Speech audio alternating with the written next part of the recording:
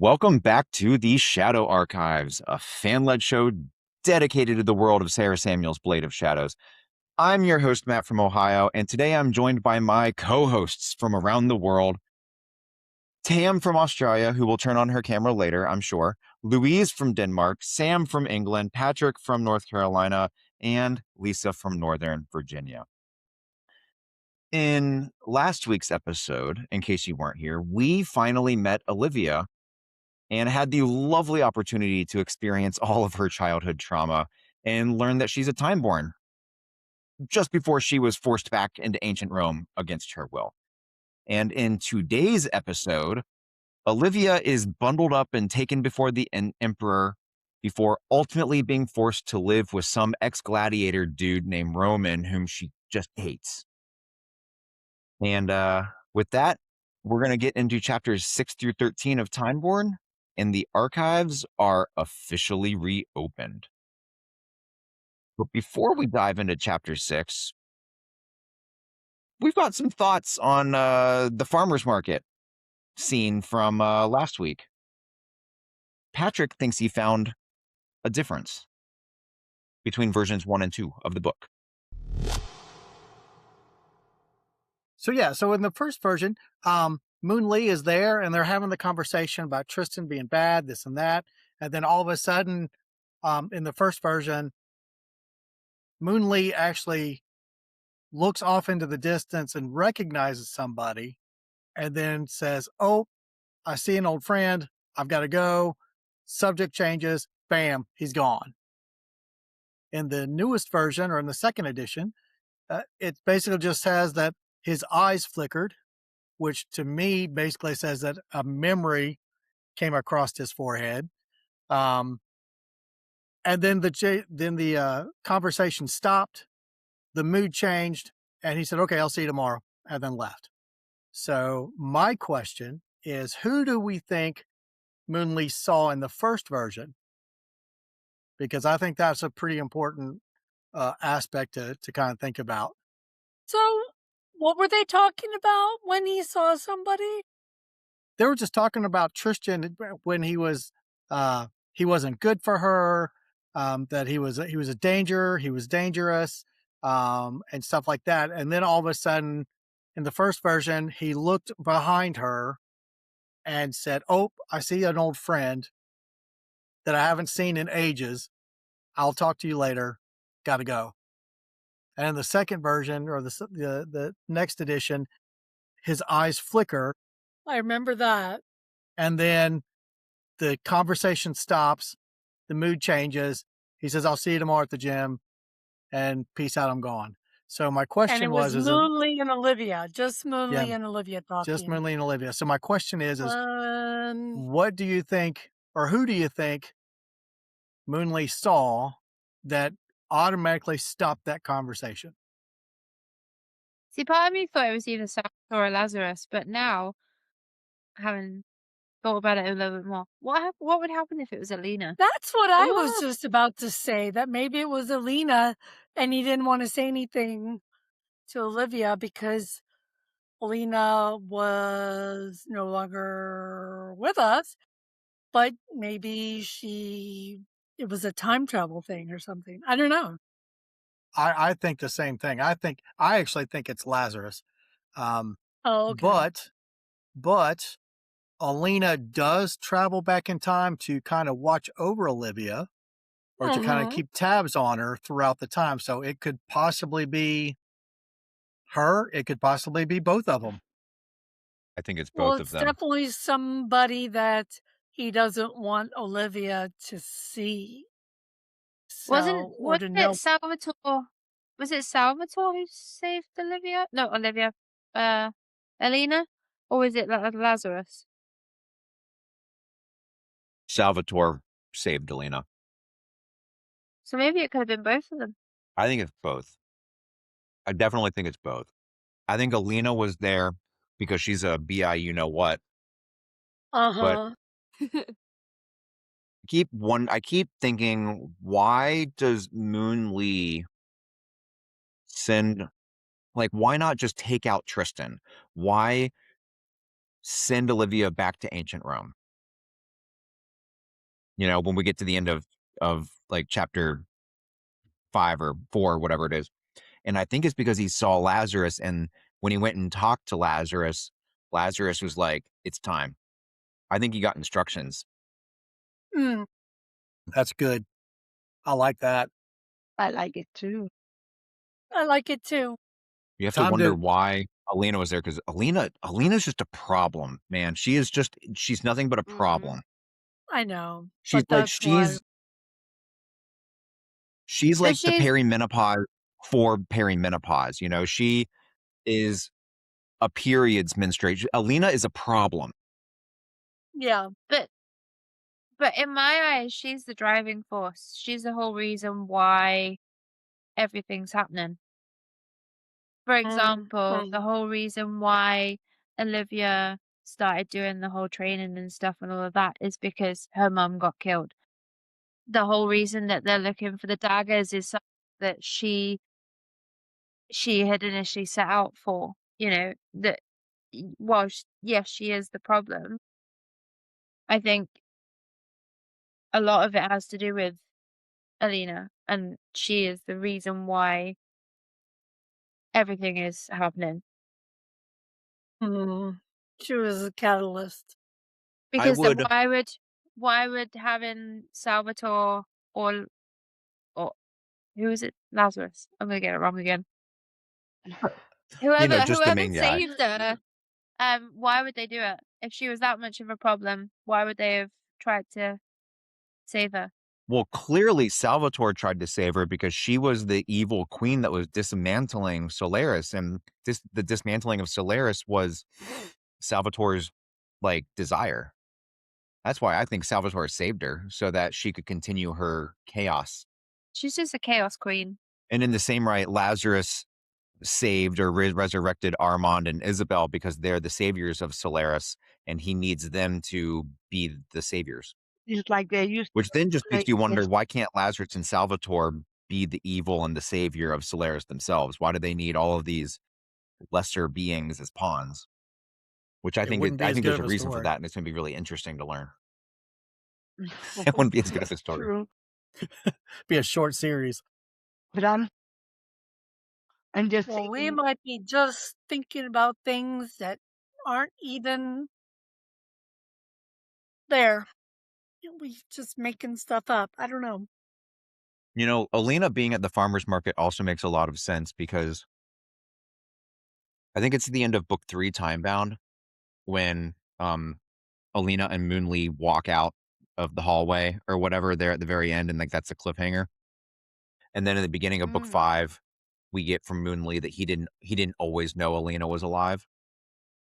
I'm guessing this is the moment he found out that Alina was alive. See, I still think it's Alina.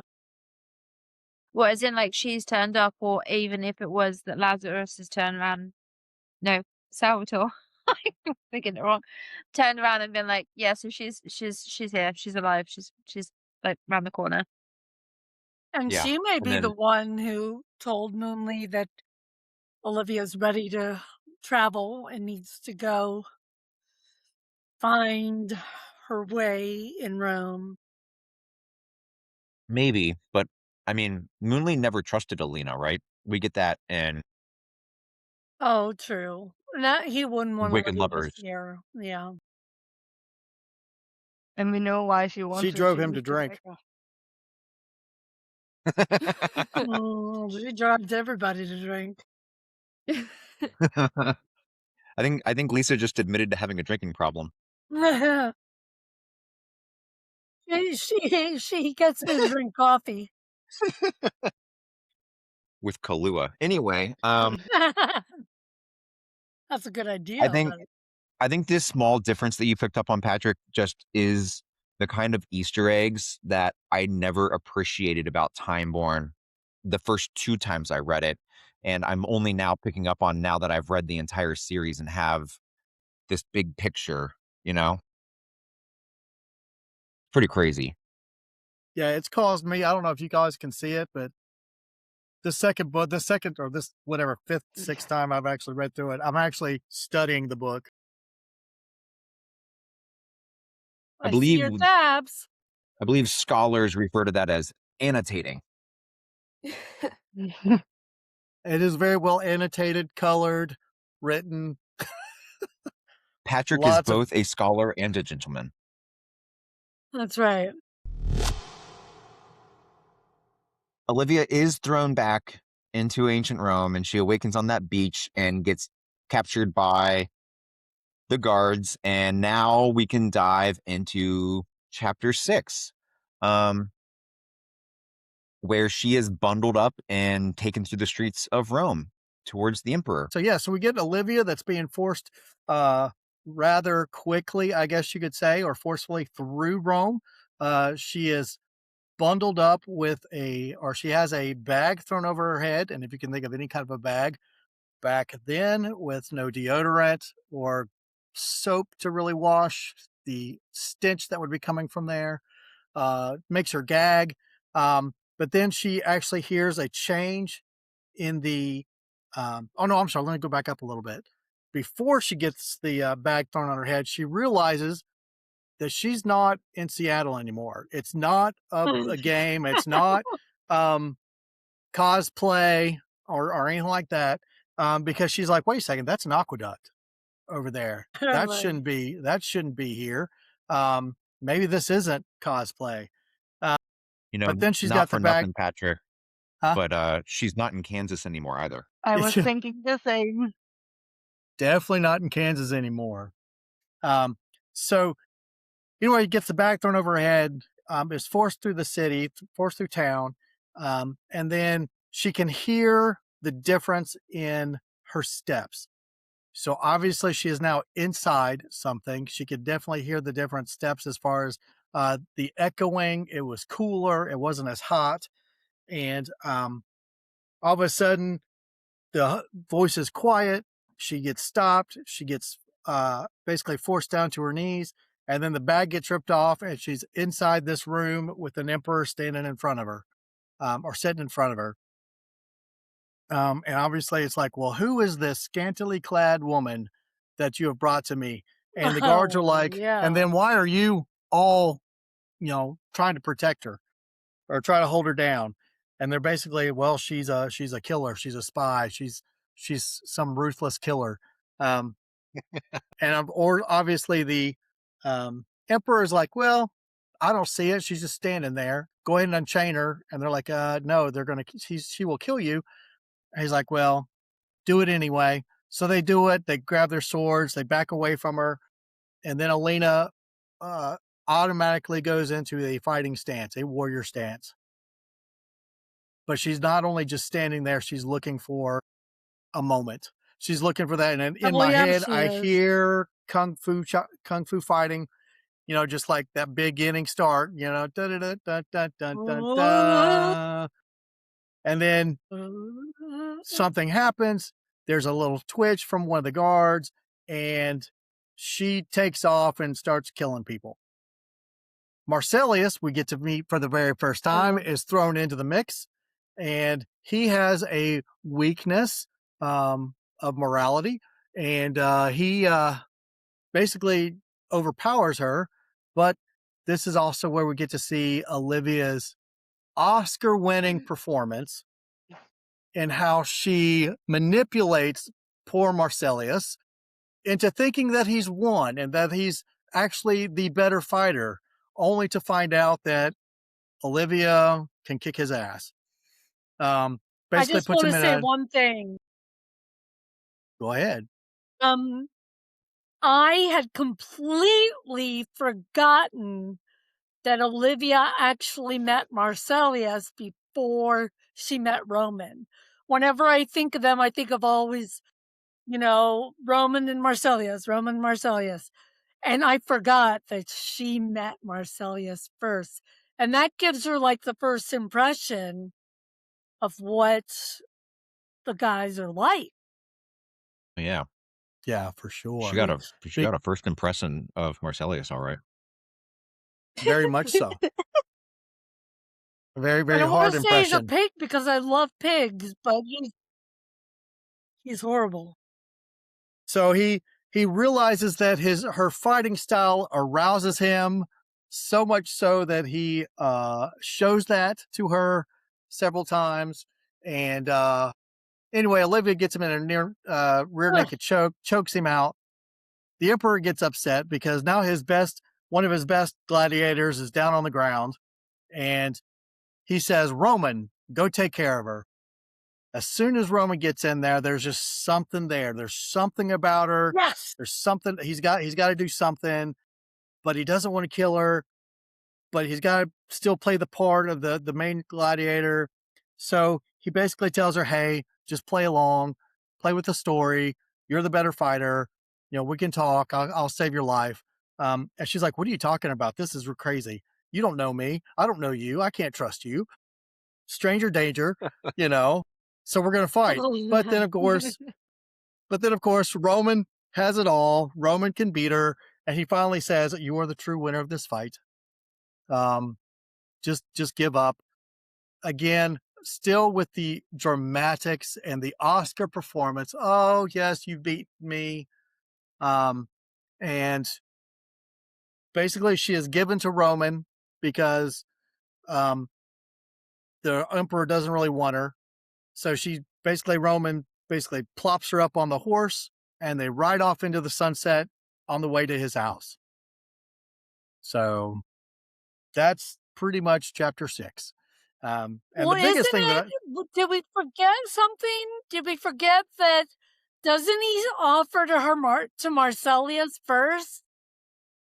Second. Well, no, second, because he offers her to Roman. Yeah. Roman says, no, I don't need a concubine. Right, I don't need anybody mistress. But then Roman's like, hell no.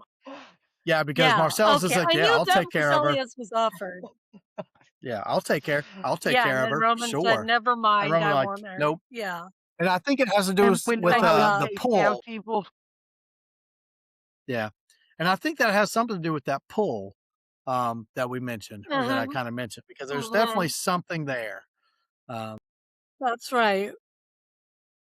So anyway, so there's not much to really kind of pull out except for, a couple things. The fact that, number one, Olivia's a badass. She can definitely, kick some ass. I love her. And that there's something that is unsaid between Roman and Olivia. The whole reading of this, I just had Kill Bill going through my head. Thinking of Olivia as a badass, she is not going to fight anybody in that room. Like, she is meek as a mouse when they bring her in. But then as soon as the Emperor is like, take her to my bedchamber. Oh, yeah. Fine print. I'm going to grape her. She just starts killing random people.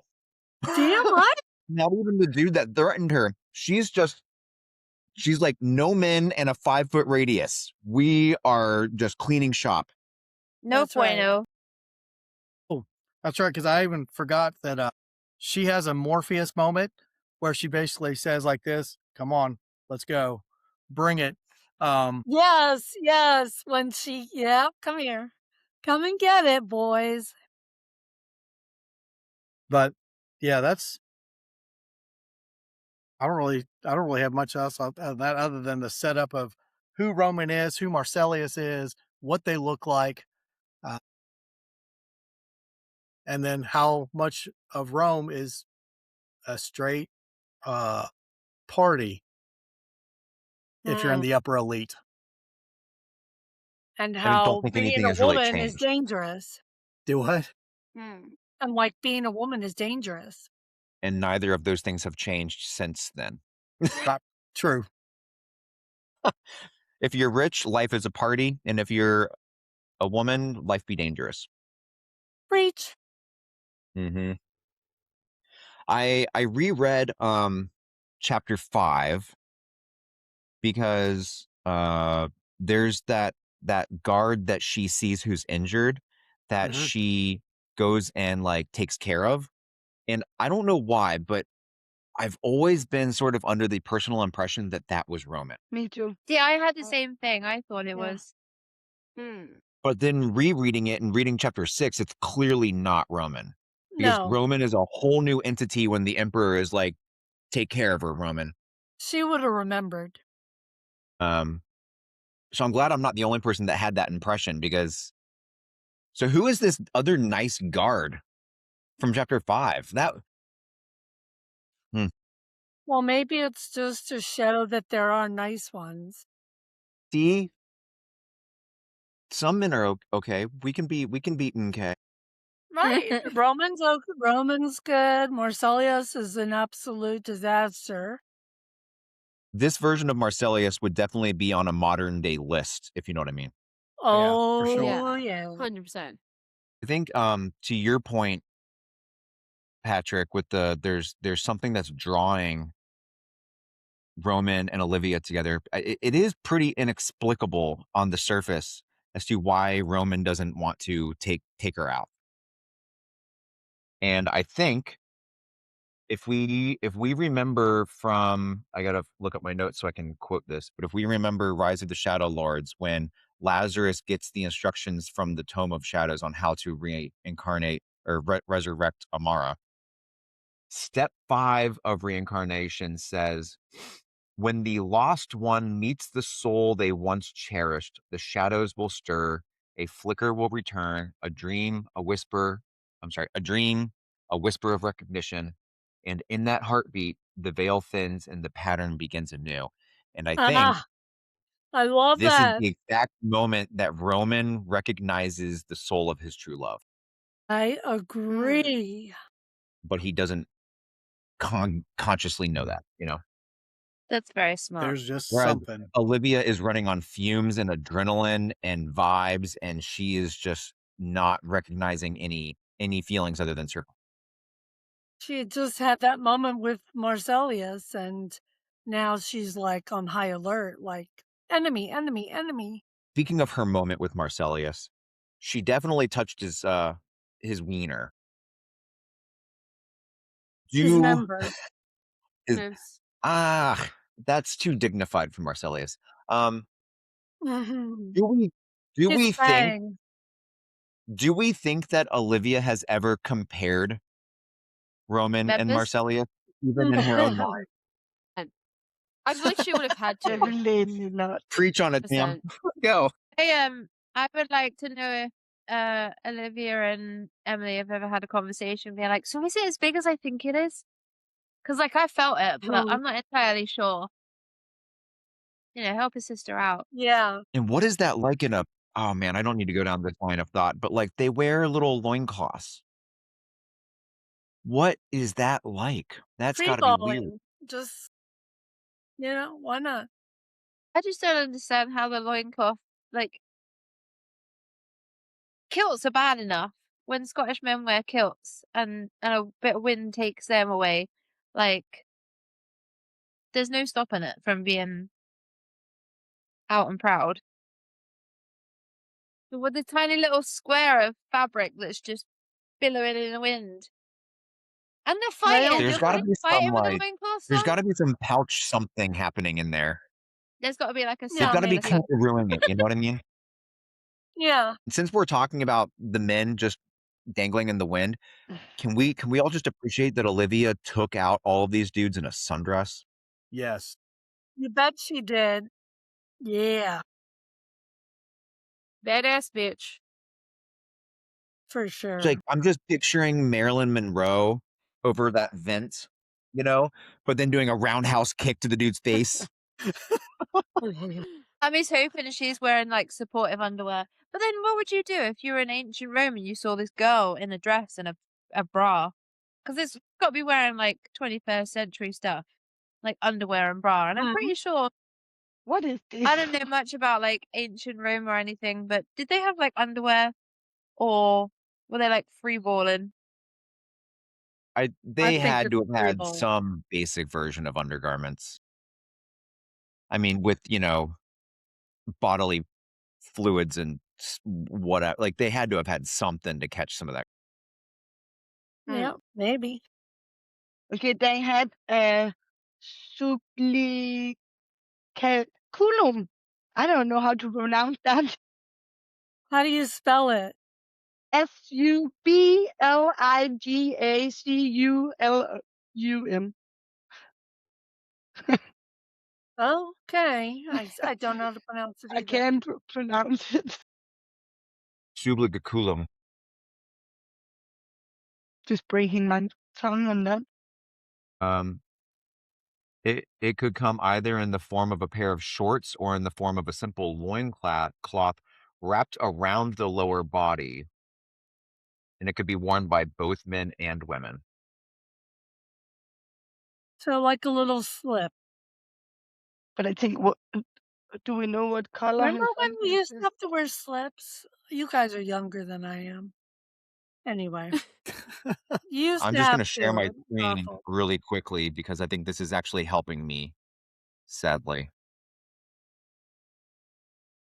Okay, so this is what we're dealing with. Oh yeah. So this is how you wrap it. And so it doesn't look like they're dangling in the wind. It almost looks like they're It's, wearing whitey tighties of a kind. yeah, it's like a diaper. Tidy whitey. Okay. That's Like a actually method most diaper. helpful, sadly. Subligoria underwear. Okay, subligoria. Subligalculum.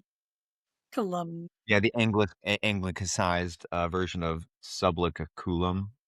Subligaculum, whatever. All right. We can move on from although if we do think about underwear, from what little I know, and maybe all of the ladies can help reinforce this, when you're wearing a sundress, you probably don't want panty lines. So It depends on the sundress. Is it tight fitting or is it loose? I mean, True. I don't I'm think sure a Olivia had sundress underwear is on. normally very tight. No, it's Not not. where I She had live. underwear on. No, She yeah, had underwear on. you can wear But whatever. if it's well, I wasn't trying to say she was going commando. Yeah, but I'm sure she did No, have but she can underwear on. just wear whatever. Yeah, Olivia mean, can get by with anything. Yeah. part of me is hoping that it's like not a long dress because otherwise she'll have to like pull it up and tuck it into her pants if she's wearing them. Mm. Because like, can you imagine trying to like kick people and your dress gets caught and takes your foot out? Yeah. It was You'd probably have to to like her knees or something. you'd have to like hike it up a little bit to When just you try and said get that, like Sam, I started thinking of like when men bunch their pantalones into their boots at the knee. You're like Yeah. with their dress at the waist. yeah, basically. I appreciate the sundress more because my original conception, for whatever reason, was that she was wearing yoga pants in like version 1 of the book. No, because she But had gone to breakfast with her dad and she wore a sundress to meet her dad for breakfast. I'm glad you guys all know that because I just assumed she went from her training and just was in athleisure, which makes She would have been all sweaty. the She had to shower. the ass kicking scene makes sense, but like in a sundress, just Kill Bill bullshit.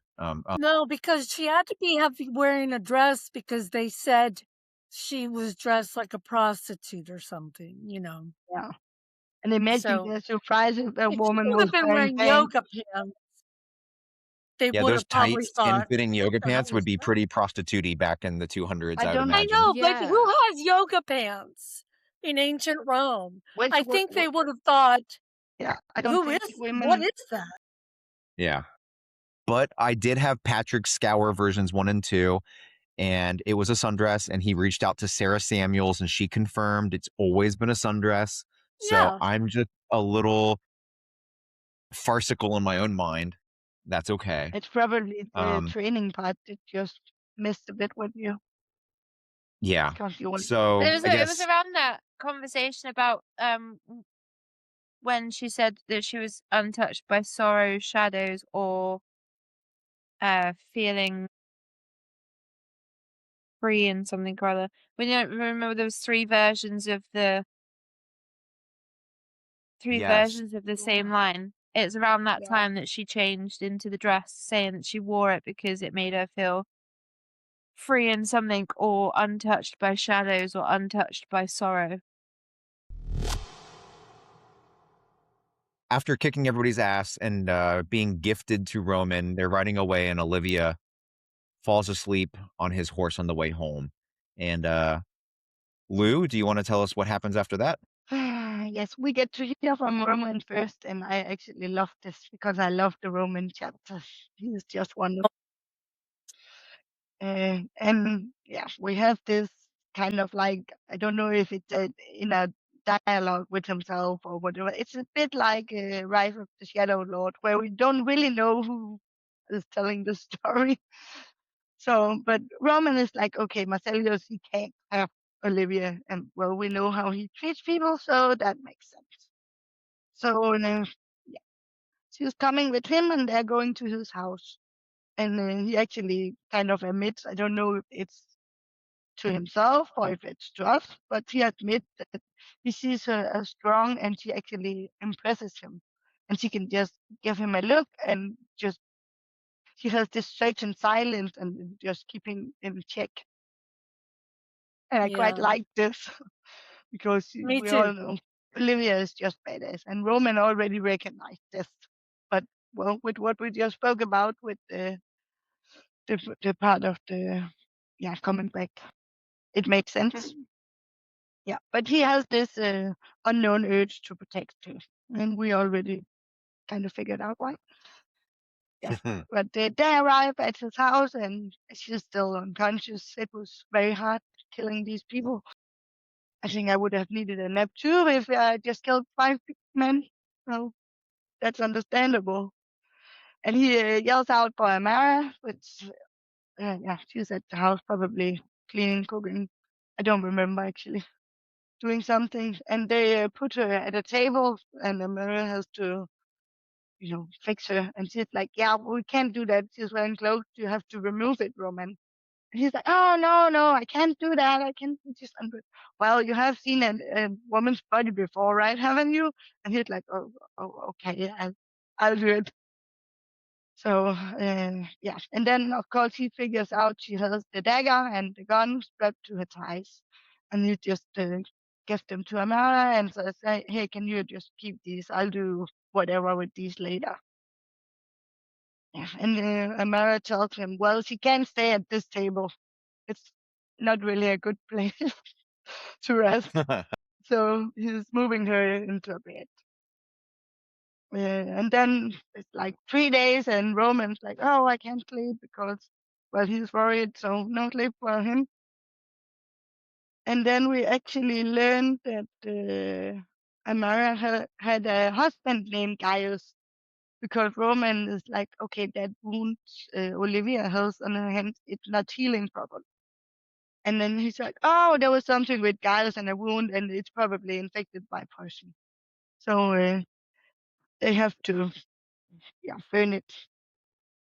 So this is where Olivia wakes up, and she's just like, oh my God, what is happening? What's what and what's going on? And she speaks to Amara, and she's like, "Oh my God, you can understand English." And yeah, I understand her confusion. I don't think there were very many at this time who spoke English.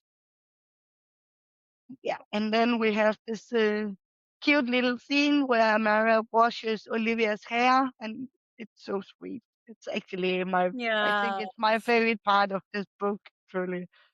And she's like, "Oh, you have your hair, it's so long. Have you considered cutting it?" Actually, she says, "Have you considered shortening it?"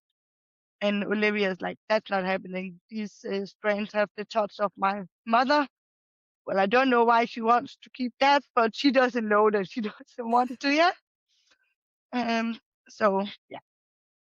So, and then we actually hear that Olivia is reflecting a bit about killing 5 men, and she's just like, "Oh, I killed those," and then she's just moving on, badass style.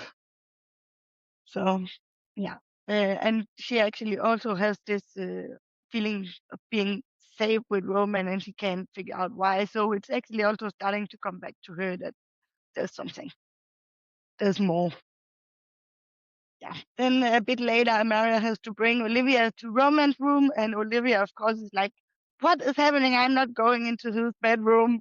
What is this happening again?"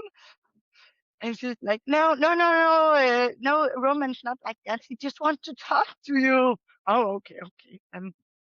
Yeah, so we'll go then. I think she already has this connection to Amara, and that's why she trusts her.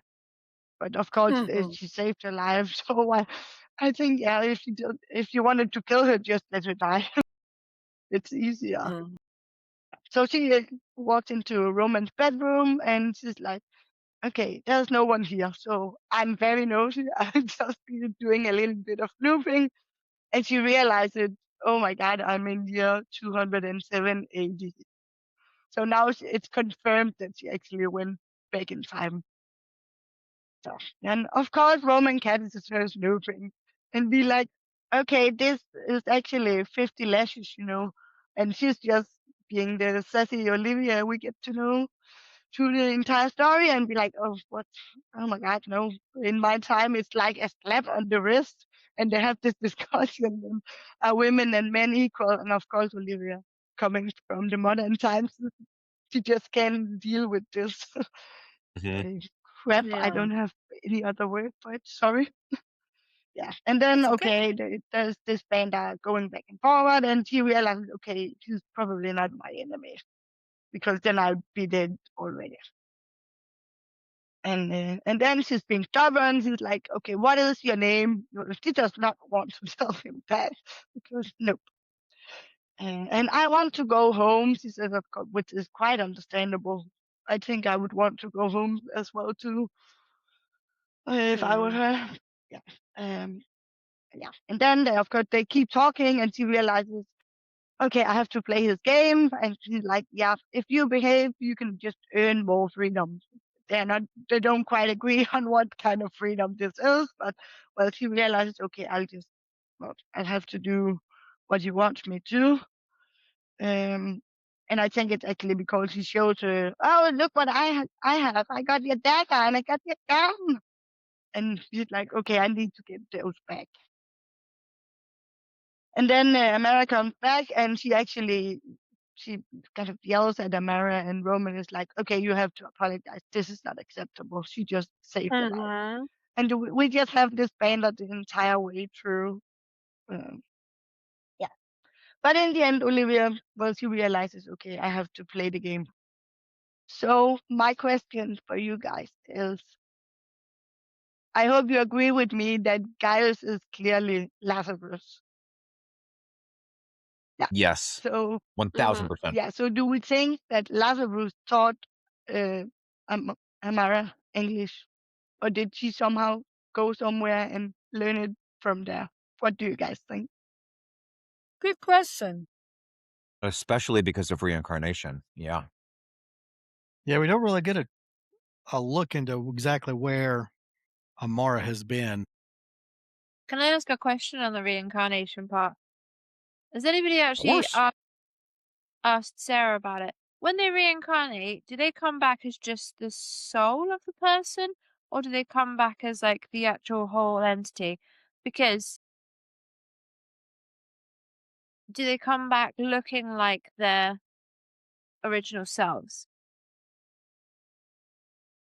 Well, Because if Amara is called dude, that Amara, is a layered question Yeah. there, Sam. I have spoken to Sarah about this, like, in detail on the phone, like, not exchanging DMs, but, like, I've called her and asked her about this. And the reason this is complicated is because when the person comes back, it is just their soul. But what does that mean, right? And I chalk it up, these are my words, to the difference between nature versus nurture. So Amara is still Amara. Amara still has the inclination to help and heal people. She's still a peacekeeper. She's still motherly, How'd but she she get the doesn't same name? necessarily, because Lazarus told her name was Amara. I see. And but she doesn't have the memories of her past life, right? So she doesn't have all of that nurturing, as it were, or trauma that is defining her lived experience. It's just the nature of who Amara is, and at her soul level, that she is who she is. Does that make sense? to the same way, Yes, like but why? when Oh, Olivia, um, Olivia goes back in which book is it? 5, 6, where she goes into her memories as Isabella and remembers that she's, like her past. So they still have the memories, but they're not physically the same person. I know, but you said Lazarus told her her name was Amara, so was she born with a different name? And why is Lazarus known as Gaius then? Why doesn't he say I'm Lazarus? I'm guessing that he was Lazarus, but was just using like an alias Mm. And Yeah, Amara when 'cause I they think lived he in was ancient. quote unquote hiding, not hiding, but Like trying hiding in plain to. sight. Yes. Mm, Doesn't okay. want to meet Salvatore again. Or whoever. Okay, And I think the reincarnation thing, it makes Lou's question really interesting because it's like, where did Amara learn how to heal everybody if she doesn't have that entire lifetime that we read about in Rise of the Shadow Lords? But that's How why did I'm she asking, because relearn all of that in her second life? I didn't know if that would make Lou's point poignant. You know what I mean? Like if Yeah. if she spent her entire life in ancient Rome, has Lazarus taught her? Maybe. But if she's had this reincarnation, and I think we know that she's been reincarnated a couple of times, no? Yeah. So you have to That wonder if this is maybe life each 4 or 5 reincarnation. instead of 2. Yeah.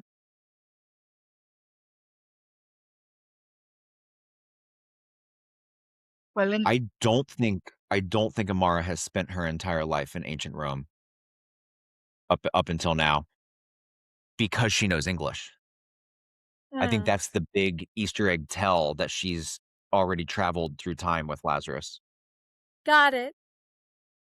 I think it would be difficult for him to tell her, you need to learn this language, and then she has mostly nothing to use it for except not one conversation with Olivia, but one person to talk to. It's a bit weird. Yeah. I definitely, upon first and second read, I thought that the fact that Amara knew English, I thought that was like a huge faux pas, or like one of those things that you put it in there for the reader to make things easier, but like it doesn't make any sort of sense whatsoever. And now it makes 1000% sense. It makes more What about sense now Roman? reading the way we've read it. Because, like Yeah. I said, the first time I read the series, this was the first book I'd read. So there was no context of Rise of the Shadows or anything like that. She was just sweet old me Mara that bitch slapped Olivia every now and again when she stepped out of line. What about Yeah. Roman? He speaks English? Yes. I don't think he speaks English to Olivia though, No, I don't think so either. but he does know how to speak English. Okay. Well, he hides all of himself until after she realizes that he's the same. Mhm. Sara told me that the audio book narrator who's narrating Roman has the sexiest voice in the world. Oh my god, I it is cannot so Oh, good. that's dying. great. It's so good. Yeah. Did you guys hear the teaser? The thing that she No? sent Yeah. out the other day, that guy No. Yeah, the who's one that she sent out the reading other the day. opening bit is the guy who's Yes, it playing. was amazing. Yeah. Yes. That guy's Roman. Yes, he's perfect. Okay. She That voice. told me that, and I felt hurt because I thought I had the sexiest voice in the world. But then she put the teaser out, and I was like weak in the knees listening to it. You know what I mean? Yeah. Mhm. So Yeah. You're not Well, winning enough. never Yeah. mind. also, how nosy is Olivia? Would anybody else just start rifling through a stranger's stuff in a time I mean, period that was known for like horrible violence and abuse? Yeah. I think I'd if just Yeah. I be didn't know what scared. the hell I was, I'd probably be rooting through the loincloth drawer and trying to work out what it is or where What is this? How does this work? like, I'm trying to solve it. where they And got isn't she hankies Figuring on out the where it looking floor. for goes. her? She's also looking for her weapons. Yeah. But she So, I doesn't know mean, yet that he has them. She doesn't I know. know, but she knows that she's been undressed Yeah. and de-weaponized. I don't So, think she's thinking about this at this point. I think she's just like, I want to go home, and that's all that she can think about. I see. But I think I would have hidden under a bed. I would be so scared. Reading is 207 AD. I'd be like, oh my god, how am I surviving this? I just can't get over that. I think Sam has a loincloth kink. I'm just intrigued. I just don't understand it. That's what they So- all say. So if Sam, if your friends are watching this, now they know what to get you for your birthday. I would rather a Feet don't loincloth turn me on. kink. I'm just intrigued. Yeah, I'd rather have a loincloth kink than a maggot kink. Yes. Yes. Definitely. Oh, yes. I can deal with a loincloth, Cool. but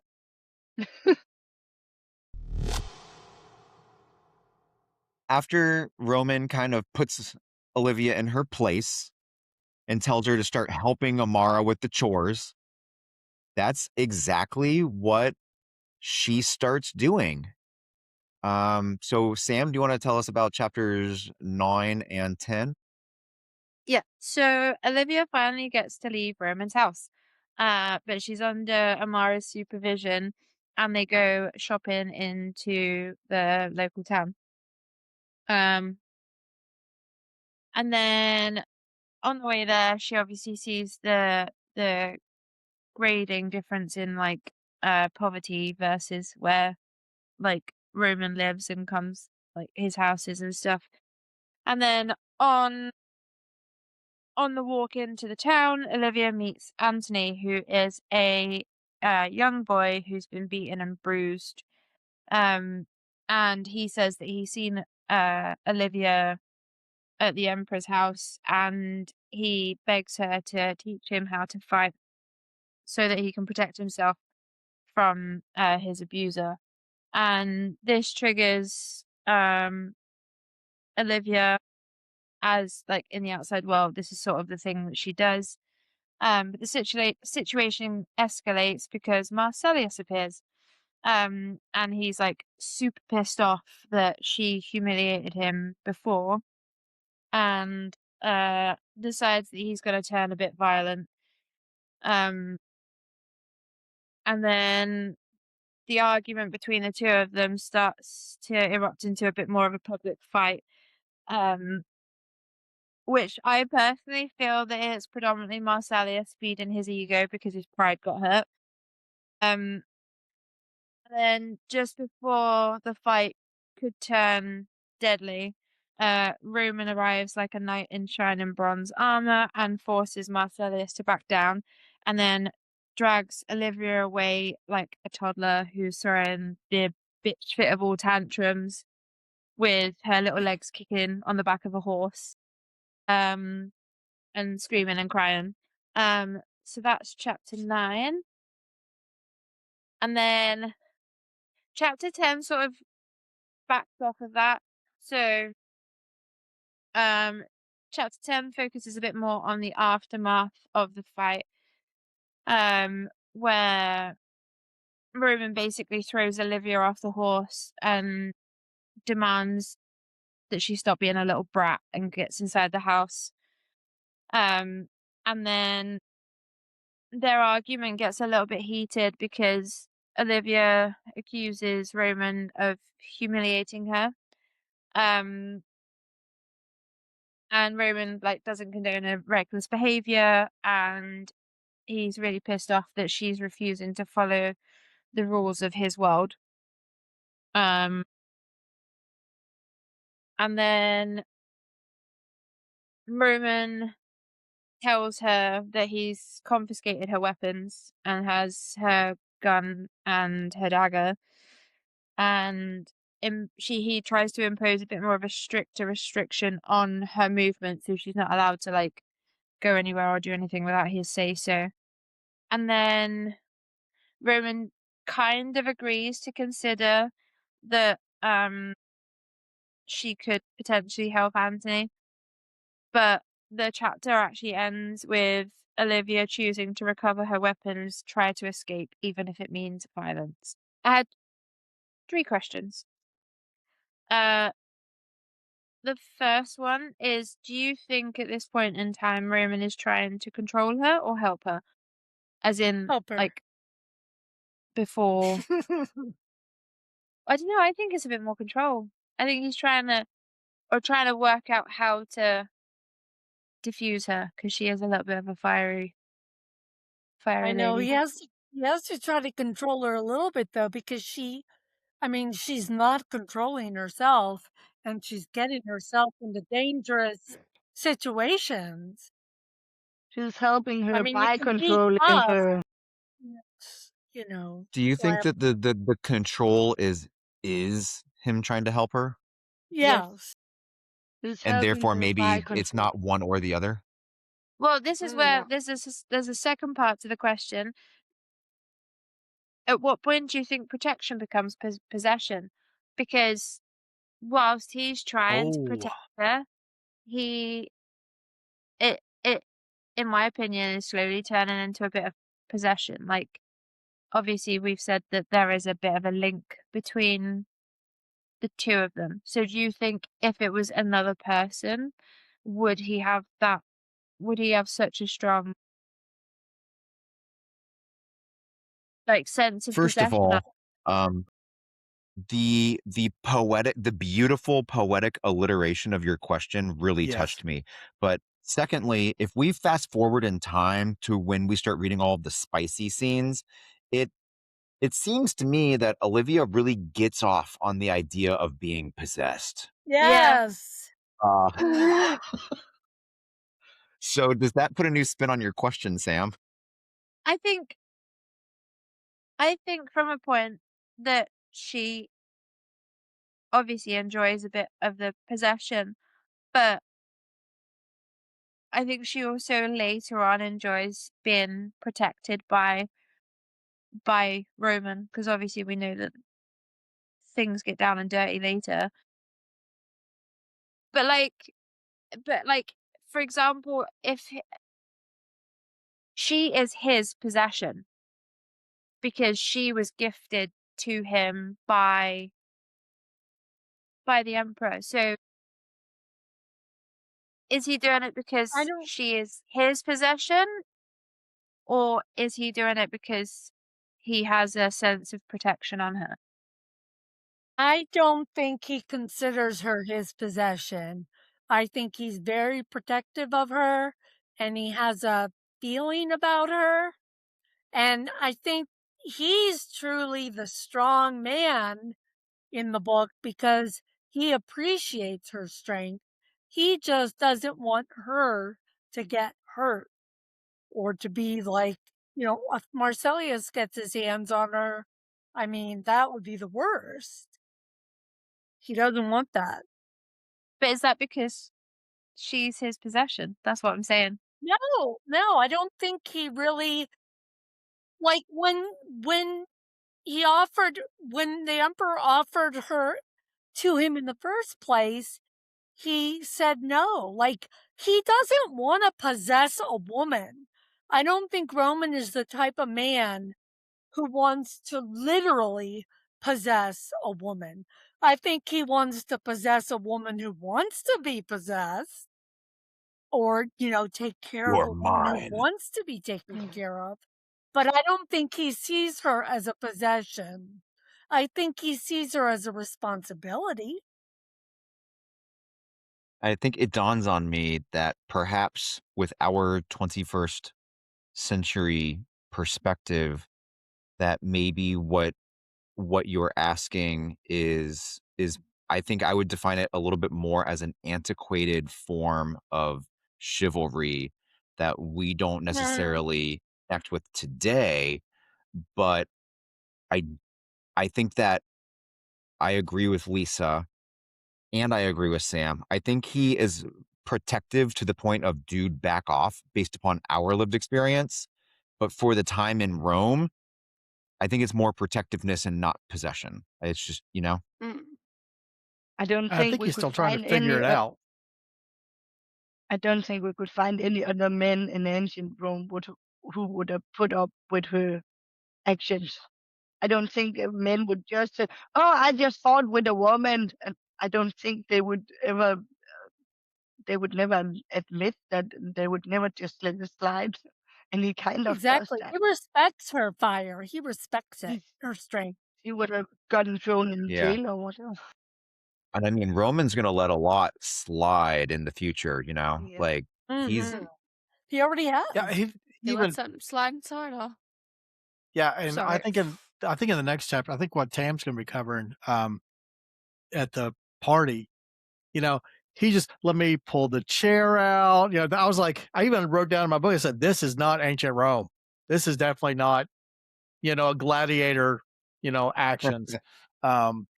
So but I think with the protection and stuff like that, possession, I think he understands that there's something there, but he's still trying to figure out exactly what it is. what it is. Yeah. And because of that, just like every other man who is confused, doesn't know exactly how to present it in a way that is acceptable to, his woman. Did you think if it was from Olivia's point of view, because she is a 21st century girl, like Mhm. obviously Straight up possession. it's completely opposite. So Yeah. she's seeing it as she is his possession because he's the one who's having to constantly, you know, he's basically claimed her in her mind. And Mm. I think you're right. I think through Olivia's point of view, definitely. Although I do think there's something to be said for Olivia, open your eyes and look at every other man in ancient Rome and do a little bit of a comparison and reevaluate. yeah, and be like, Outside of the he's not that loincloth. bad. He's fine. And then the only other thing I had was if you could tell Olivia one thing she doesn't yet understand about Roman, what would it be? And vice versa. If you could tell Roman one thing about Olivia that he doesn't understand, what would it be? Trust the other one with your life, no matter what. Mhm. I just I thought would that tell Open your her, eyes. Not like Matt said, just open your eyes. Stupid. yeah, he's protecting you, not possessing or controlling you. And he admires you. He, you know. And about her, I would tell him, let her come around. She'll come around. Yes, she hang will. in there, buddy. I think I would tell Olivia to get over herself because he's a nice guy and he has lickable abs and everything will be fine. Big on it. Just what a girl wants. And a Can loincloth. we, And if Don't you forget don't about believe that. me, Olivia, listen to the audiobook because you'll just fall in love with his voice. can we turn this into a movie as well then? You want a HBO After movie with Dark. lickable abs? Yes, Lou, yes. I think there's an entire genre for that kind of stuff. Oh, no. I want this book. I want the entire if book. if you're talking about lickable abs and it's a movie, it has to be like Willy Wonka and lick the wallpaper. I think it needs to be a 4D movie.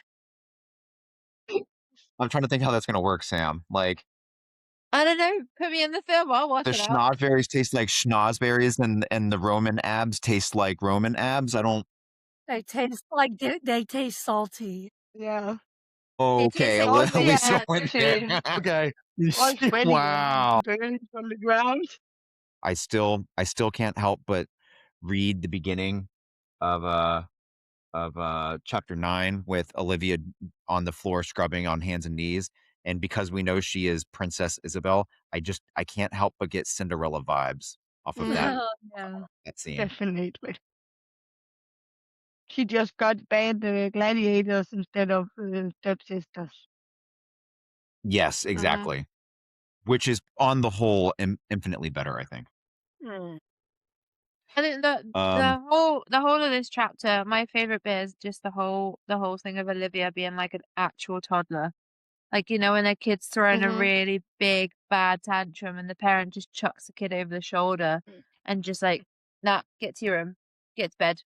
I do really like your headcanon that when he puts her over the side of the saddle, she's just kicking her legs.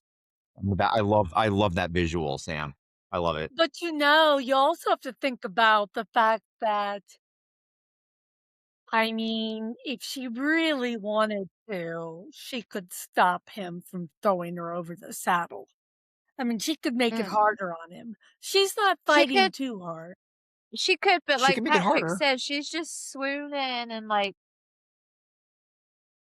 She's just she's throwing a given the fit, but she's word. not really fighting. But why would she be fighting when she has this feelings she can't place? She's still, No, she's she's not, just throwing a fit. She's not yeah, really fighting. no, she feels See, safe you with said him, that and my so brain still She's went to lickable definitely abs. woe is me, and she needs to get rid of the woe is me. And I think knowing that he has lickable abs will have her no longer be woe is me. Oh, she's aware. She's very aware. I think in the next chapter, she's definitely like, there's She's definitely an aura of like very.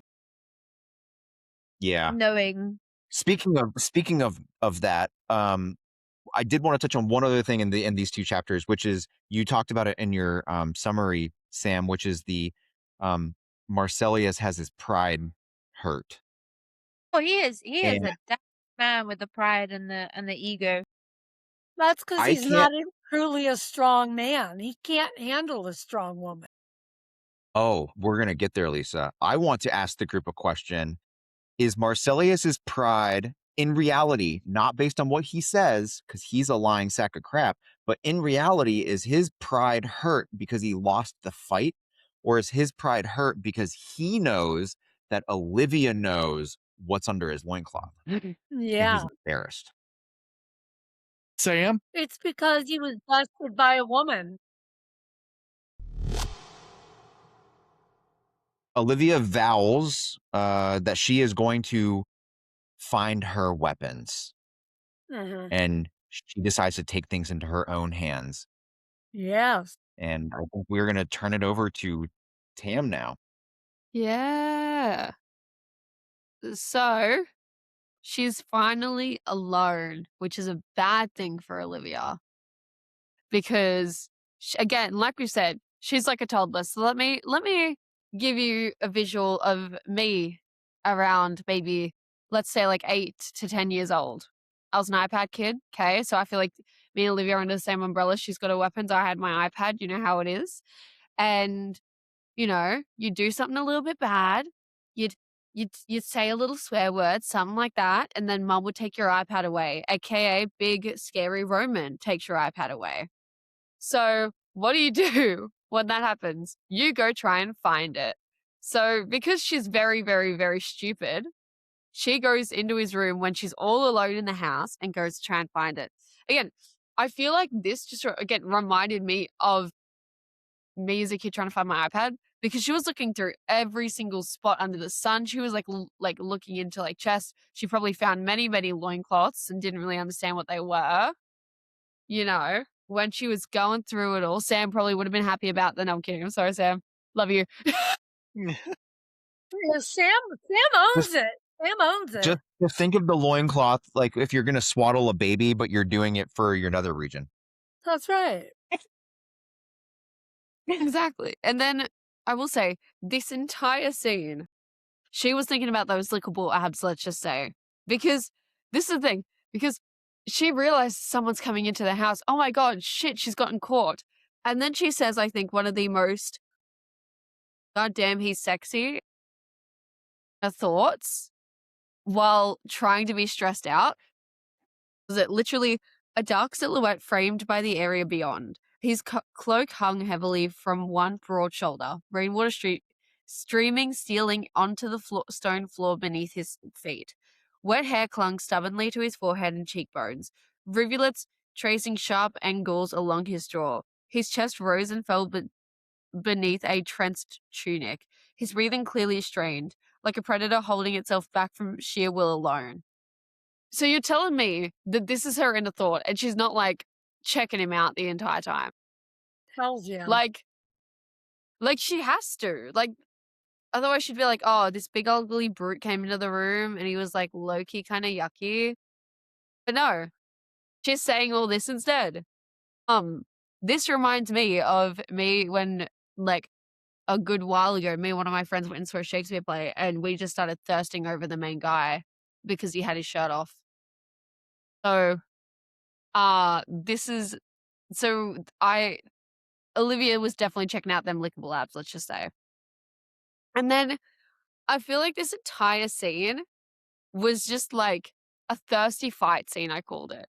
Because it's like they're fighting, but at the same time, they're so horny the entire time. Like, There's attraction there. there's so much attraction there, the Yeah. entirety of the scene. And so I've just kind of called it a thirsty fight scene because it's like, oh, they're actually arguing for a second, and then he grabs onto her waist, and then they look into each other's eyes, and then they start going at it again. And I'm like, This whole I was just chapter waiting. makes me think of like a Hallmark movie when they're at the fighting scene. Do you know when they're like in every Hallmark Mhm. movie they're gonna get to a certain Yeah. point and they're gonna be like, "Oh my god, I hate you too," and then they just like clearly separate, and then suddenly go, "Oh, he's not that bad. Oh, she's not that bad," and then come together. This is like the pre-fight of a Hallmark movie, but There's obviously sexual Literally. looked tension, for though. I yeah. would characterize it a little closer to dry humping than Hallmark, if we're putting Hallmark that on a isn't spectrum. sexual tension. I was going to say, I can't wait to There's tell no Sarah that. sexual tension in Hallmark. Yeah. Let's tell Sarah that we compared this to a And Hallmark movie. No, there's no sexual Like tension in Hallmark movies. like an X-rated I know what you meant though, Hallmark Sam. movie. I had Katy Perry's Hot and Cold song running through my head while reading these chapters. Yeah. Yeah. Started a playlist for this one as well, and that's on there. Nice. It was That's good. Tam. Sorry, we interrupted your Sorry. thirst trap, and I mean they're fighting, No, so it's they're okay. No, it's thirsty, okay. but they're also thirsty. Continue. No, you're good. You're good. And then a big part of the scene, like besides the horniness, is how he tells her that he's pretty much gotten rid of her weapons. He's burned them. They're gone. They're never coming back. And this is obviously a big thing for Olivia because this for her is the only stuff that she has from her past life, especially. Also, obviously, a way to defend herself. It's a gun and her time travel knife. She doesn't know much about time travel. She's very aware that the knife equals time travel again. It's So- a dagger. Tam, if I could Close interrupt enough. you for a hot second, simply because you said knife, I couldn't help but think of Crocodile Dundee, and I wanted to get your thoughts on that. Oh, because I'm Australian. Wow. No. Now that's a dagger. No, that's. No, it's the same thing in my brain. That's not a knife. That's a dagger. All right. Please continue. Please continue. My bad. These Aussie accents. Yeah. No, I'm so tired still this morning. Oh my god, I have not woken up a thing. If we just can't tell, but then I wrote, there's so many times where every now and again I've just written, they're horny, and yeah, horny, like in my notes, just like as time progresses, and then I literally wrote, he then pretty much hurt her to stop her panicking, but also horniness. Like, that's literally just like how my brain perceived notes. Because pretty much, yeah, she was panicking. I think he like put a bit of pressure somewhere to try and stop her from like actually having like a full-on panic attack. But then I was like, damn, they're also horny this entire time. What the fuck? Calm down, guys. And then I wrote, now she's got the dagger, a dominant queen. Because he had his own dagger and that she took from him, not hers, not to be mixed up between the two, but yeah. And then like now she's literally threatening to kill him, which again, sexy, sure. And then, but the thing is, if I'm going into the actual like things that I take away from this chapter besides that stuff, is the whole thing of like, he's like actively telling her, he's like pretty much like telling her to kill him. He's like, no, do it. You won't do it. Because at the end of the day, I don't see Olivia as much of a bratty toddler as I think everyone else does, because I see her as someone who just doesn't know how to cope with her situation. This is my thing. Yeah. Because at the end of the day, it's like, what would we do in this situation? You know what I mean? Like, she's in a new place that she's not aware of, all this sort of stuff. This guy's taken away her weapons. He's kind of kept her a bit more captive than she would have liked to. She's not used to being this enclosed in, I guess, in a world. So it's kind of like, what would you do in that situation? Because she's also very confused. She's very lost. She thinks her dad's dead as well. That's a big part as well. So she's not too sure what to do from this point forward. So she thinks everyone in her like life is gone, and this is just kind of how she's coping. I agree. And because like it's even literally like she's kind of, I feel like she would be crying in this. I don't know if it was clarified or not, but how it's kind of like she goes to Roman like, I should kill you, and then he goes, why haven't you yet? Because I think because even he's aware of how broken she is. So it's kind of like the thing of like, is he like trying to help her or control her, like Sam was like mentioning? It's kind of also, it's always a big mix, I think, because he's trying to understand her first. And that does have a bit of control into it, I feel like. But he's just trying to understand her because he knows that she's not from the time. He knows what a gun is. He's very aware of everything. So he's just trying to understand. And then I, of course, wrote, after all that, so much horny and fighting, of course. And then I hate that the whole thing expression. of I hate the word literally horny. Horny is not Lisa's word. Yeah. Oh, yeah, I just hate it. You keep saying it. But it this is, is the it's exceedingly applicable at the moment. It is. I will say, this is the thing. For people that don't know, for the podcast people, they literally told me they wanted to hear my Gen Z opinion, pretty much, my youthful opinion of these scenes. Hence why I kind of went all for all of this. Because I see. TM I hit. got asked for it. Absolutely. I want Tam I got Quark, you know asked- what I mean? God. That makes sense. Oh. And Matt is then so cringe. and then at the end of this chapter, before I go into chapter 12, is pretty much Roman telling her, then hate me. If it keeps you alive, then hate me with everything you have. Because she's actively just telling him how much she hates him. She doesn't want to be there. He's okay with her hating him. He just wants her to be safe at the end of the day. That's right. That's his thing. But then, so she kind of just she does something that we've also all experienced once in our lives, where we tell our parents that we are running away.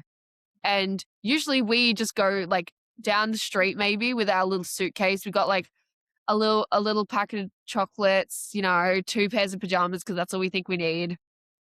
Our iPad, of course, because we're an iPad kid in this situation. And then, so she literally does the whole, I'm going to run away. And then she actually kind of does, low-key, because she gets on one of their horses and just rides away in the rain, in the wind. And I will say, for like, ironically, these 2 chapters are one of my oddly favorite parts of this book. I don't know why, but I really have just always like loved the rereading of it every single time.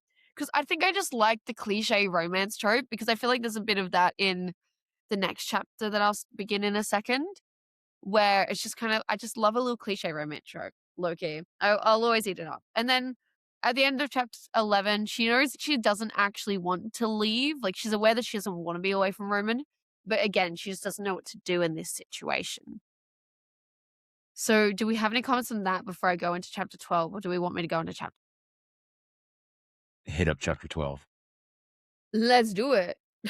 Let's do it. Chapter 12. Yeah. Now this is Roman's POV, and he's just a really sad puppy. He's got the little puppy eyes.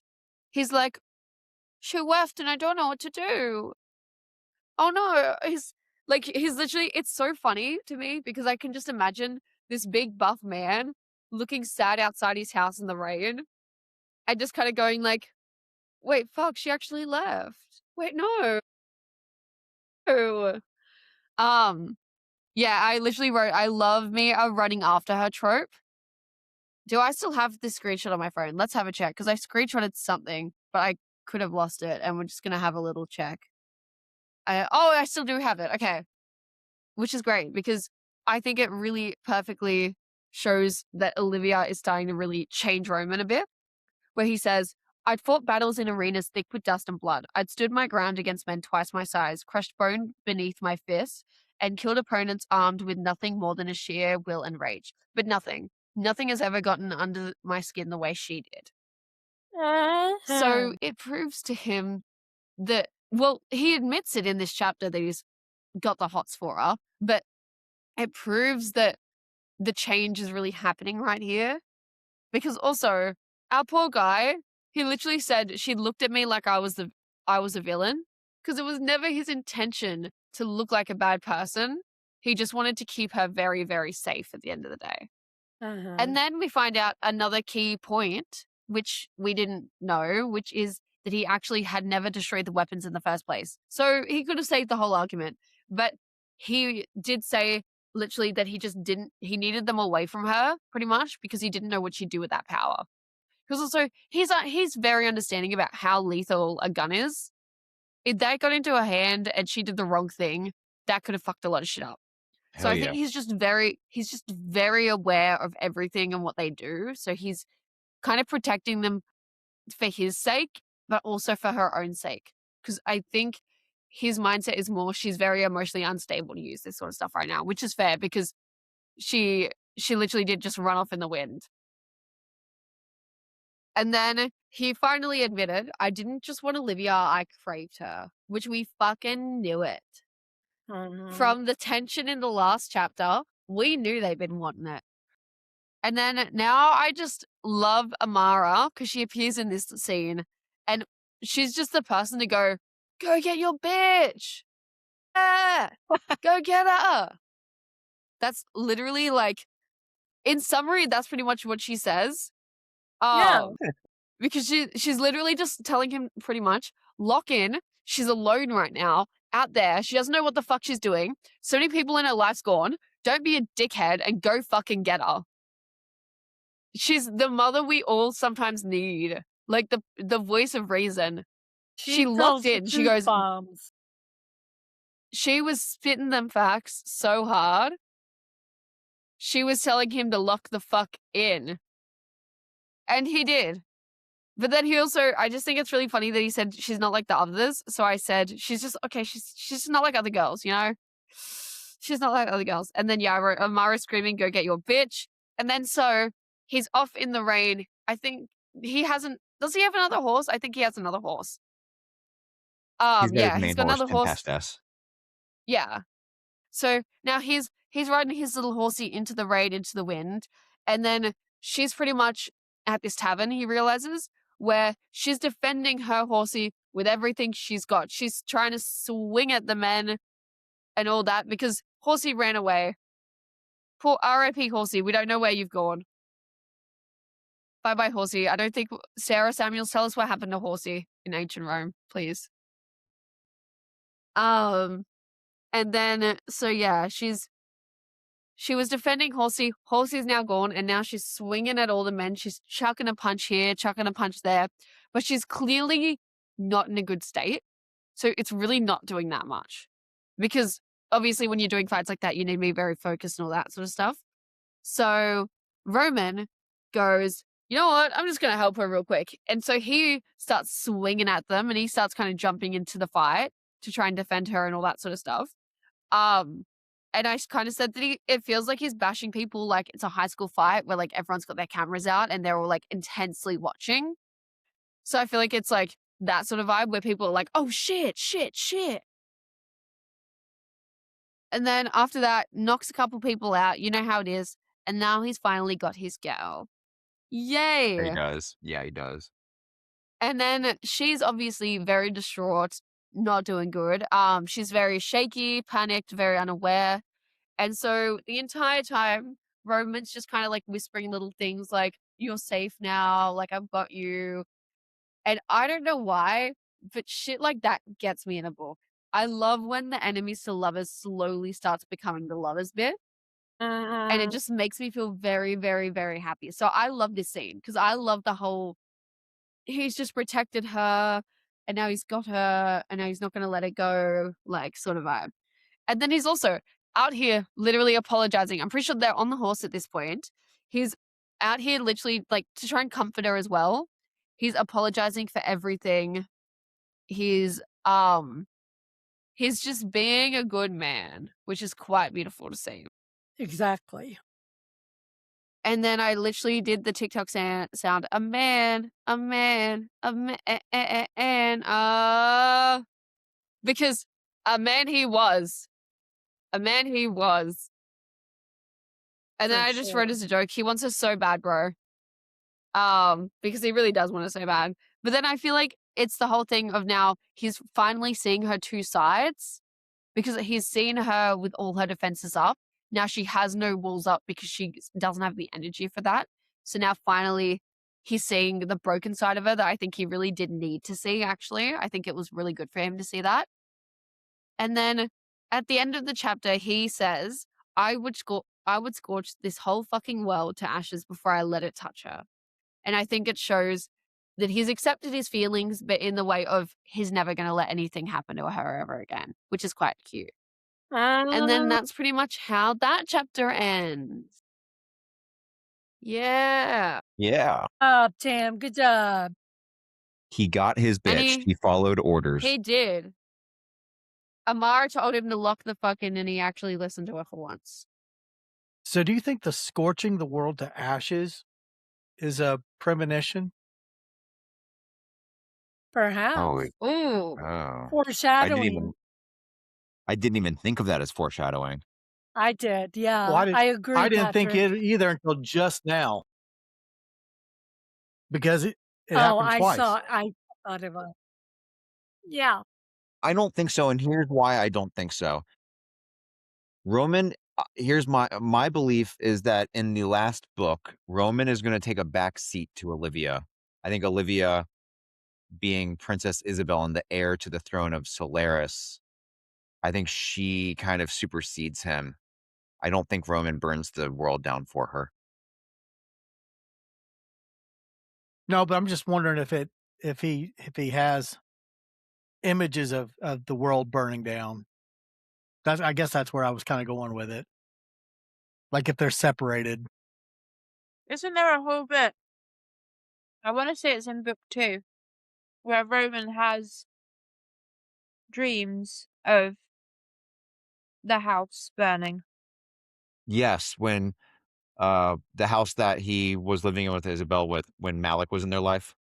Yes. Yeah, and they're talking about the kids, and that she has visions of the kids dying or being hurt or something. Then he has the same dream. I wonder if it's foreshadowing of that, their previous. Well, I say foreshadowing, but also not foreshadowing because technically it's already happened. Or has it? I don't know, I just thought it was interesting that burn the world to ashes, was in there. That's how she described it. There's got to be a battle for. There's got to be a big battle for Solaris in book 7. There has to be. There has to be a big. So maybe what if Roman commands the good army, and that is he's burning everything down for Isabel so that nothing can harm her. The armies can't harm her, and she can go do her thing. That could be a little tie to this I line. can see that. Yeah. It also just expresses how deeply he feels for her. In just this short amount of time, they have a connection that goes beyond what is right in front of them. And the fact that he would burn the world down for her, I mean, you don't do that for anybody. Just anybody. It must have been the sundress, Yes. I'm going to do a hard topic pivot. Can we talk about the horse for a second? I'm sorry. I did this in Rise of the Shadow Lords. I picked on Nyros, the horse, but Tempestus. It dawns on me that Tempestus, the name, could potentially mean two things. Of course. Clearly, you have the word tempest, which is Latin, for storm, weather, stormy weather. But it could also have some type of root in the word tempus, which is just time. And so could this horse be like representing all of time, and it is what carries Roman through the stormy parts of time?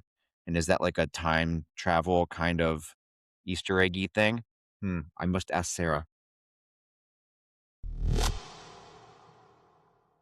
Roman brings Olivia back to his home, all dripping wet, and she wakes up somewhat grateful, and so like a type of routine begins to emerge.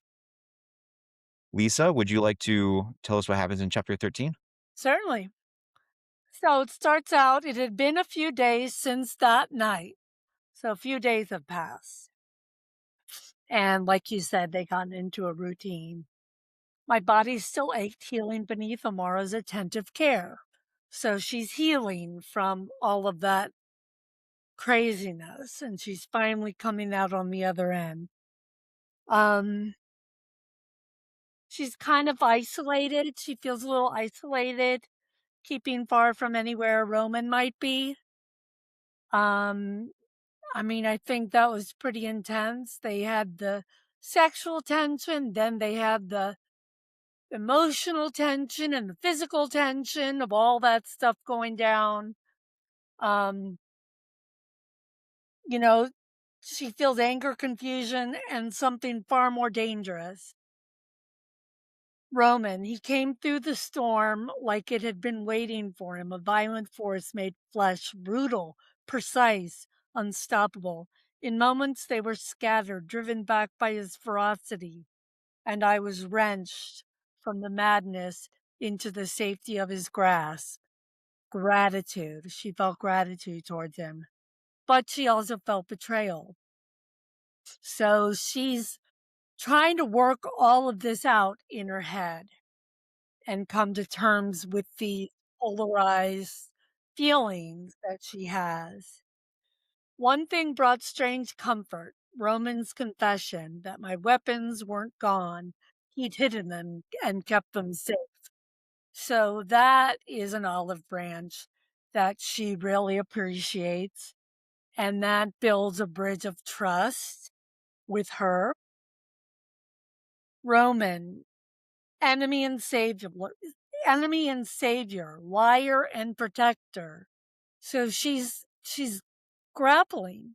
She is just grappling and trying to get her mind around this. Pulled between resentment and attraction. So I kept my distance. She's keeping her distance because she's confused. She's attracted to him, yet she, resents him. All confused. Yet she trusts him, yet she doesn't. She's not sure. She has quiet lessons with Amara. She taught her about Rome, its dangers, its culture, its rules. And she simply understood what Olivia needed at that time. So Olivia and Amara have this time to really bond. Weeks passed then with this going on. I accompanied Amara into the village to gather supplies, keeping my head down, my lips sealed, and my movements careful. Okay, it seems like she's learning a thing or two. She's kind of taking Roman's advice to lay low a little bit. Rome is a dangerous place. You don't have to go out there fist flying. Try to be under the radar a little bit. But then every day without fail, Anthony would find me. Please, miss, he'd say, dropping to his knees, begging. Train me, teach me. Go away, Anthony, I shoot him away each time. But today, His pleas felt different, more desperate, more broken. Fresh bruises bloomed like violets across his neck, and his left eye was swollen nearly shut. And then Olivia asks Anthony, did he do this to you? And we all know who he is, that fucker. Anthony's lips trembled. Yes, he said. My heart hammered with fury, Olivia thought. Where can we meet in secret? She asks him. And he says, the beach. So she's thinking early. Oh, and then Anthony says the beach early before my mother wakes up.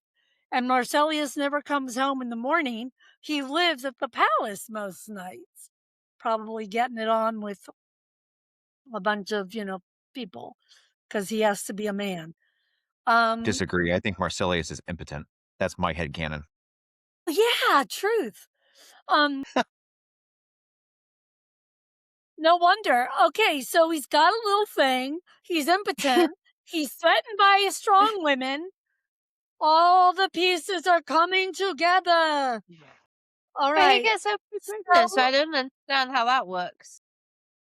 What?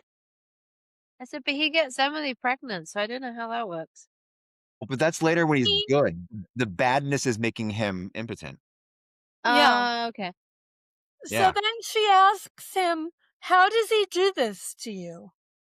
And then Anthony tells her he shows up without warning to check on us, on me, to see if I've done my chores or if my mother has a lover. So it's not just fear, it's shame, humiliation, the kind that festers and poisons. So Olivia says, we'll meet at first light. That's what she says. But then Amara gets in the mix and she gets her advice. What's going on? Anthony, leave her be. You'll get her into trouble, terrible trouble. She stopped cold as her eyes landed on his face and her breath caught.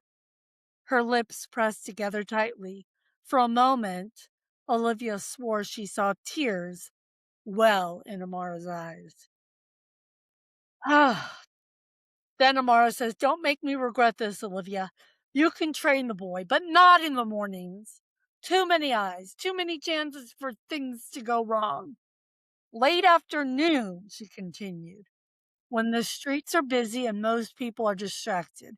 Take him where no one goes. Stay hidden. Don't let anyone see you. And you must be back before Roman returns. So this is a secret they want to keep from Roman. So then Anthony tells Olivia about a secluded cove at the beach. No one goes there and they can train there. So the following day and the day after, and so on and so on, I taught him the principles of Aikido: defend, not attack, redirect force instead of meeting it head on. Anthony learned quickly and his movements grew more precise with each session. Every night without fail, Roman would stride through the door at 8. Our unspoken war festered. So, they still have this thing going on where they haven't quite, come to terms with their feelings about each other. Olivia's in a little bit of a depression. She can tell that his frustration is simmering just between the surface. He has tight jaws, clenched fists, eyes swirling with something dangerously close to concern. So he's frustrated, but he's also really concerned about her. And he just doesn't know how to approach her. Doubt clung to me like a second skin, and yet something deeper churned inside me. Every time he pushed, tried to break down my defenses, something stirred. It warmed the cold edges of my heart and sent heat spiraling through my blood. I hated how my body betrayed me, how his presence seemed to blur the lines between anger and desire, between war and want. And then she talks a little bit more about how Amara and her bond is stronger than ever. She began teaching Olivia about herbs used for healing. She was always patient and kind. And then she says she wonders about if her own mother would have been that way. We all know that's not fucking true. In Amara, I found not just a mentor, but a sliver of what I'd lost, a quiet comfort I never expected to find here. And then, while Amara and I pieced together something that felt like family, I love that, it was Anthony who bloomed the brightest. This makes me so happy. The bruises vanished, his confidence returned, and the hope blossomed where fear used to live. So obviously, now that Anthony has become stronger, Marcellious, who's a frickin' wimp in reality, is probably not as hard on him now. Roman was too sharp, too vigilant. It wasn't a matter of if he discovered what I was doing. It was only a matter of when. And then she's thinking to herself, when that time came, the fallout would be catastrophic. But I don't necessarily know if that's Catastrophically the sexy. case. What? Yeah. And that's how it ends. But I like that that chapter 13 kind of ended in a happy way. I think it gives us a little hint that Olivia and Roman want to come back together. She's tight with Amara. Anthony is well, at hand, safe. So, what comes next? Maybe something bad now. But I love that chapter. This chapter for me, I thought had a lot of Rise of the Shadow Lords in it. As in, like, Yeah. you can tell who's who or who's very similar because Marcellius is being very much like Salvatore. He's jealous of the potential of another person having his lover. He doesn't technically have the love aspect of relationship. He has the want and the need. Whereas Roman is very much like Lazarus, where it's not He's forming a bond, right?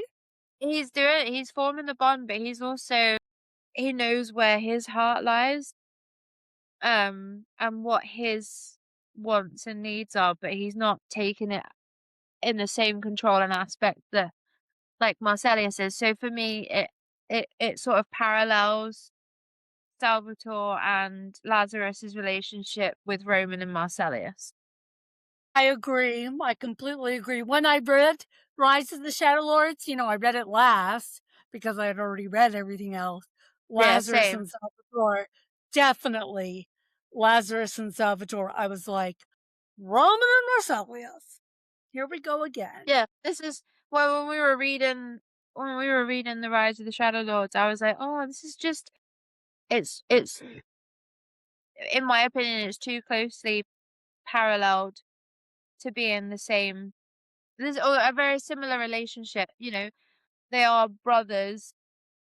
Salvatore and Lazarus, but these are actually brothers. But they both We don't have know that yet. they both have completely different um Personalities. personas. Yeah. Yeah. But they are almost mirroring Salvatore and Lazarus. And their morals are completely at odds. Yeah. Yeah, I for mean, sure. Night and day. this is the first time that because I obviously read Timeborne first, and then the last book was Rise of the Shadow Lord. Now we're reading it in this order. It's given me parallels almost instantly. Exactly. I agree, Sam. I I agree. think this line of thinking is exactly why Patrick and I got on the whole idea of are Lazarus and Salvatore brothers because of it's this exact hardcore parallel. Which, by the way, Sara called me and told me that they are indeed not brothers. I know, but they were so like brothers anyway. They were so much. They might as well have been brothers. They grew up together. But is it? They were close. But is it the same? Is it the same aspect of nature versus nurture that you were talking about? Because obviously, Marcellius and Roman are brought up in different That's different right. Nature standards of versus life. nurture. Whether it Yeah, is the whole nature versus nurture, because obviously one gets to stay with the mum, the other one doesn't. that's right. Whether That's right. whether because there's the parallel of one having the mother and one not having the mother, and you know, the one I who's agree. nurtured with the maternal um with the maternal aspect of their life, and then the other one has the paternal, is Moonlee, who is Marcellius's dad, as it were, and then obviously Salvatore has his dad, because they're almost mirrored identically. Yeah. That's right. Whether it's Although I nature don't versus understand. nurture. What, honey? I said whether it is just the nature versus nurture that they're paralleled. Yeah. I just don't understand why Marcellius, if he had Moon Lee, why I understand why Salvatore was a bad seed because, his dad was abusive to him. But Moon Lee is a good guy who respects women. So I think, yeah, I don't disagree with you, Sam. But I'm not sure that nurture comes down to it because Marcellius was very loved in whatever upbringing he had, whereas Salvatore was definitely not loved in his upbringing. And I think Marcellius really internalized stuff of his own making and let it fester. yeah. And I think that, so if we could term that as self-nurturing, I think the argument holds water, but yeah. But then Marcellius has no self-esteem. but then Balthazar sort of nurtures him, as it were. He's taken under his wing, and he's shown the, for want of a better word, the better side from Balthazar's view. There's no way, I don't think, if you've had the love, because obviously we were talking about whether Salvatore would be the same if he had the love, but there's always that internal darkness, because his mum was the darkness of mistress of darkness. Exactly. Isn't Marcellius his biological dad darkness? Yep. Okay, so so they is have the Roman's. darkness in their genes, yeah. Yeah. But if I mean, Lazarus they're wearing loincloths, not jeans, but I think I get what you mean. but if It's in their loincloths. You gotta pick your Lazarus poison. has the All right. ability to turn that darkness off in himself up until the point of obviously becoming the Shadow Lord, whether Yeah, uh, Lazarus was a good guy. He just was. He was light, and Salvatore was dark. And Roman is light, and Marcellius is dark. but they're Speaking both born of as light and shadows. dark, yes. That's Speaking right. of light and dark, and speaking of Marcellius, I would like to pose a counter argument for the sake of conversation. Please don't get mad at me when you hear this. But as of right now, if we're thinking about Anthony, his bruises are escalating. He's getting more and more hurt until Olivia decides to help him, right? Mm-hmm. But we actually, as readers, we have zero evidence that Marcellius is doing this to Anthony. I know. That's All true. we have. Yeah. That's true. So I want to ask, if not Marcellius, what do we think might be happening to this kid? Well, I mean, Olivia does say, "Did he do this to you?" So But he is she sent him somebody. many men, but he's probably a man. I do think it's Marcellius because he's somebody who has to feel superior by beating people down, women, kids, whatever. But anyway, anybody else have a different idea? I don't know who it is really, but somehow I think it feels a little bit like Olivia is being the Amara here with Anthony. Yeah. Mhm. I'm not mad at you for saying that because there is no proof. They just said he. Yeah, we just know that Marcellius is the kind of guy that would be in some files, and to suggest that he's not kind of feels a little icky on some level. But I know. there's no actual proof for us. And I know Sarah Samuels, and she is a tricky, tricky woman. And because there's no hard evidence in the text, I just have to wonder, what's she doing? Maybe this So kid's going out and fighting. I completely agree because there's one sentence that I always go back because I'm still trying to figure out who the dad is. Like, who is truly the dad? Because obviously Marcus is dead, so he's obviously not being beaten by Marcus. But the sentence that strikes to me most is the fact that how does he do this to you? And then Anthony replies, he shows up without warning to check on me, to check on me, to see if I've done my chores or if my mother is a lover. The fact that he shows up without warning means he's some kind of Timeborne darkness. To me, that's what it feels like. That he is some, but Maybe. who that is, I I I've don't always know. had a I've always had a sneaking suspicion in the last like 2-3 weeks. Is Marcellius Does Marcellius come through because he's upset because Olivia has obviously beaten him up?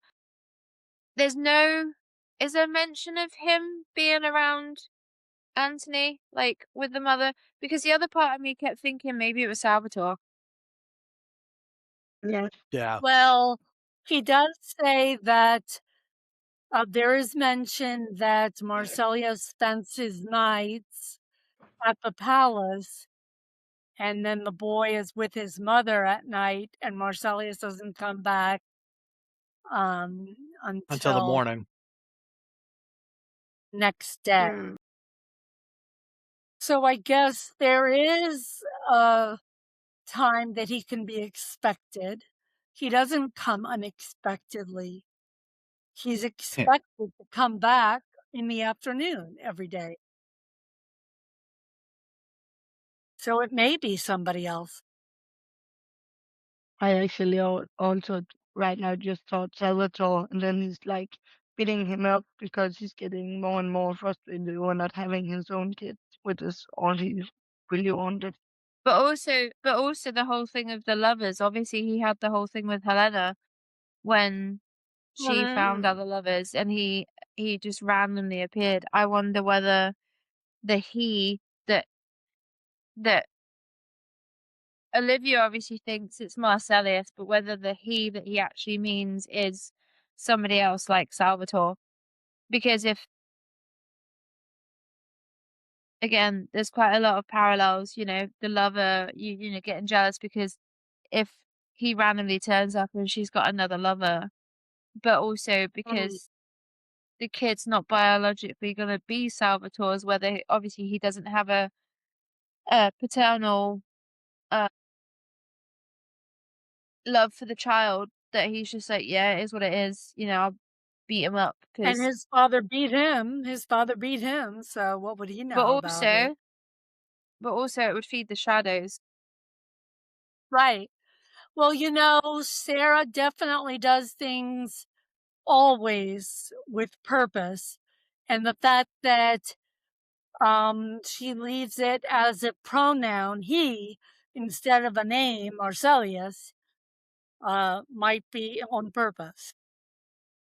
Well, yeah, because I also think, because I was just reading through my notes and my colors, and when I mean colors, that's what I mean. I mean, I've I know got what you mean. everything. Later on in the on that same page, it says, talking about Amara, because Amara's like, "Hey, Anthony, leave her alone." But then she froze as her gaze landed on Anthony's injuries. Gently, she cupped his chin in her bony hand, turning his face to inspect the bruises. Her lips trembled, and I thought I saw tears welling in her eyes for a moment. In my note, I said, it's interesting because it's almost like she knows who could have done something like this. Oh, Like, I've true. seen And those if it was bruises. I've seen Salvatore, those she would bruises know that. before. I've seen Yeah. this before. So that's why he's Okay. got to be something. I like that. I'm on that team. It's Salvatore for sure. The sentence, her milky brown eyes had an intensity I hadn't seen before, like something inside her had snapped, really, really ring differently with her experience from Rise of the Shadow Lords. Yes. That's right. And I did not catch on the first time I read it. I didn't know. I caught that, but I didn't. I just Marcellius is just so. I just wanted to. Because Amara's daughter was the one that Marcellius was trying to get with before, right? Yes. And she Yeah. was pregnant with his child, and they both died and stuff. So I don't think Amara would see that through Marcellius. If he's had that much love with her daughter and the child, and then everything obviously went south. I don't think if Amara's seeing something like that, she Well, we kind of don't know that yet. We don't know that yet. no, but she kind of has seen before. Then, like, why And couldn't it be that's why Salvatore? I was thinking. Yeah, and that's why I was thinking that maybe she's seen those types of bruises on Salvatore when he was a kid. Yeah. Thinking about that, like, oh, this is just I'm seeing it again for the next time, for the second time. Hey, But let's also, start I something guess fresh. That she's it's parallel with Salvatore coming to Amara to get healed because he's been beaten up as a child. It also makes sense that Roman hasn't done anything about it, and being the type he is, I think he would have done something to Marcellius. I agree. If he knew Hmm. Marcellius was doing that too, yeah. I think these chunks of chapters really illuminate that I think Amara she's aware of Lazarus's plan to have Isabel and Armand be reunited. And she's doing everything she can to keep the peace. She sends Roman out into the storm to keep her safe and bring her back. She will not let this plan, like her entire reason for still being in Rome after Lazarus left is to have this reunion happen. I agree. That's what I think. I agree. That's a very good point, Matt.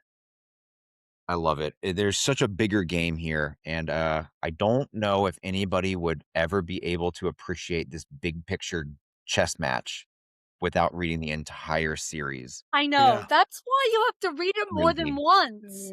Because every time you read it, you're like, oh yeah, that's why. That's why. That's why. It's And Sara writes with so much intention that we have to always assume there's something deeper. and it's one of those series you understand so much better when you have someone to discuss it with. Heck yeah. Exactly. Oh, Book 100%. club. Especially the five of you. I Am I know. I right? love Club. it. I love our little. Oh, I love it. And I guess that brings us to the end. Our story comes to a pause as Olivia's, Amara's, and even Roman's little routine continues. And before we know it, it's been 6 months. But for now, the archives are closed. Thank you all so much for listening. And we will see you next week as we dive into the Emperor's way over the top birthday party. But for now, Bye. see you later.